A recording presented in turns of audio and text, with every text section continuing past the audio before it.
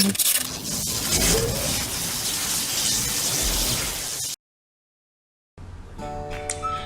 anak-anak, jumpa lagi di Peter Bimbel. Hari ini kalian akan belajar dengan Mas Andre. Materinya yaitu Dimensi 3 Part 1. Materi ini ada kaitannya dengan materi yang pernah kita pelajari, seperti bangun datar, bangun ruang, Pitagoras, dan trigonometri. Pada dimensi 3 ini, kalian akan mempelajari cara menentukan jarak dan sudut antara titik, garis, dan bidang yang berada pada bangun dimensi 3 atau bangun ruang. Sebelum mempelajari jarak dan sudut, kalian akan mempelajari dasar dari bangun ruang. Di sini sudah terdapat 3 subbab.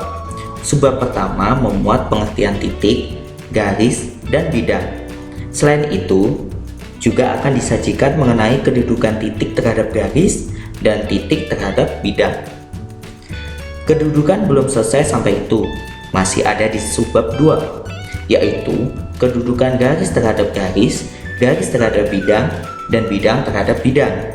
Selain itu, di subbab 2 ini juga akan dipelajari tentang proyeksi titik dan garis pada bidang. Kemudian, subbab 3 kalian akan Mas Andre beri latihan soal.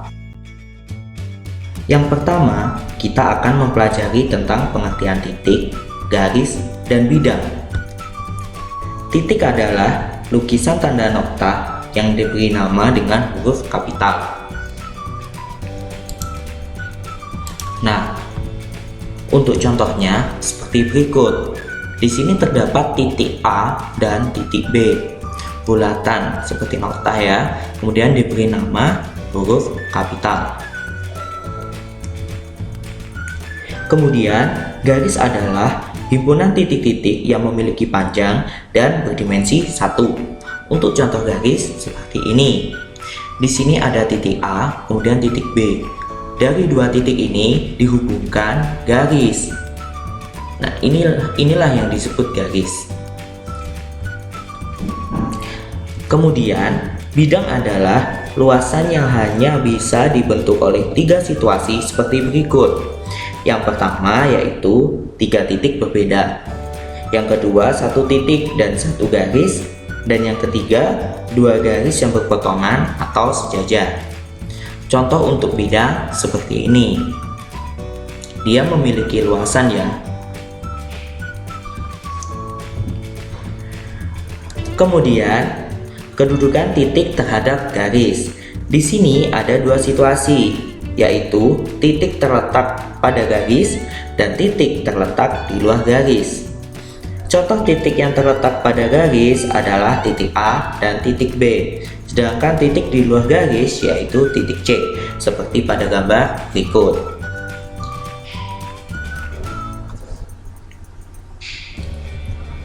Yang terakhir di subbab 1 ini adalah kedudukan titik terhadap bidang. Di sini juga terdapat 2 situasi, yaitu titik terletak pada bidang dan titik di luar bidang. Contoh titik pada bidang yaitu titik P, dan titik di luar bidang yaitu titik Q, seperti pada contoh berikut.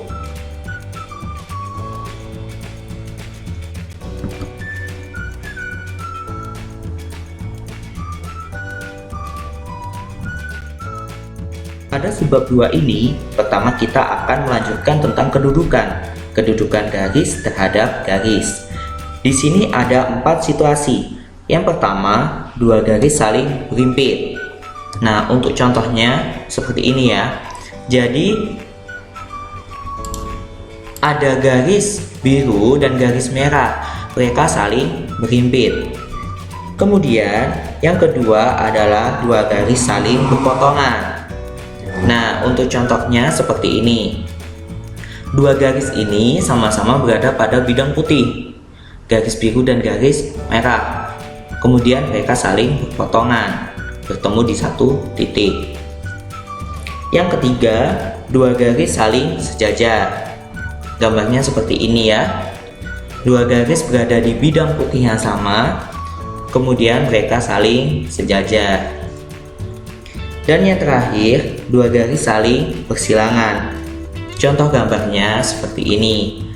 Jadi, untuk garis merah berada pada bidang dan untuk garis biru menembus bidang putih, sehingga mereka bisa disebut bersilangan. Selanjutnya, kita akan membahas kedudukan garis terhadap bidang. Di sini ada 3 situasi. Yang pertama yaitu garis berada pada bidang. Gambarnya seperti ini. Garis hitam berada pada bidang kuning. Kemudian yang kedua, garis memotong atau menembus bidang. Contohnya seperti ini. Garis hitam dia dari atas menembus ke bawah. Kemudian yang terakhir yaitu garis sejajar dengan bidang. Contoh gambarnya seperti ini.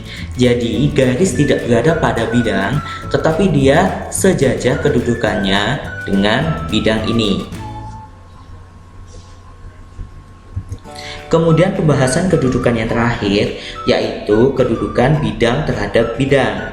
Di sini juga ada 3 situasi. Yang pertama yaitu 2 bidang saling sejajar. Contohnya seperti ini. Ada bidang merah dan bidang pink. Mereka saling sejajar. Yang kedua, 2 bidang saling berhimpit. Contoh gambarnya seperti ini. Mereka pada bidang yang sama ya, mereka berhimpit. Yang merah lebih kecil, yang pink lebih besar. Dan yang terakhir, 2 bidang saling berpotongan. Contohnya seperti ini. Untuk yang bidang pink, dia horizontal, sedangkan yang bidang merah dia vertikal. Kemudian bahasan terakhir di subbab 2 ini adalah proyeksi titik dan garis pada bidang. Proyeksi dapat disebut juga pencerminan, yang artinya proses penjatuhan atau pemindahan titik dan garis pada suatu bidang. Kita akan lebih paham saat melihat contoh gambar. Di sini terdapat bangun limas dengan alas A, B, C, D dan titik puncak T. Nah, titik puncak ini jika kita proyeksikan atau kita pindahkan titiknya ke bidang A, B, C, D seperti ini ke bawah, maka di sini akan ada titik yaitu T aksen. Jadi proyeksi biasanya kita namai dengan titik yang sebelum diproyeksikan tetapi kita beri aksen seperti itu. Kita lihat contoh kedua. Ini adalah contoh proyeksi garis. Di sini terdapat kubus A, B, C, D, E, F, G, H. Nah, kemudian di sini Mas Andre membuat garis AC dan garis EG. Nah, di sini ada garis ungu MN. MN ini akan Mas Andre proyeksikan ke garis AC dan EG, atau lebih gampangnya Mas Andre proyeksikan ke bidang ACGE ya. ACGE, bidang yang di tengah ini. Sehingga MN dia akan kita proyeksikan di sini.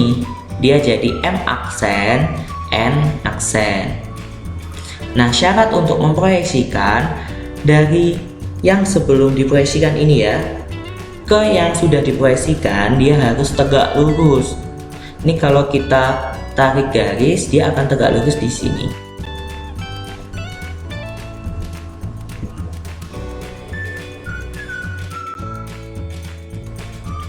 Karena materi sudah selesai, kalian sekarang mengerjakan latihan soal ya.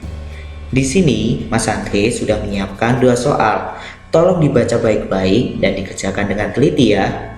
Jangan lupa klik tombol pause saat kalian akan mengerjakan soalnya. Terima kasih untuk hari ini. Semoga bermanfaat. Sampai jumpa di materi selanjutnya.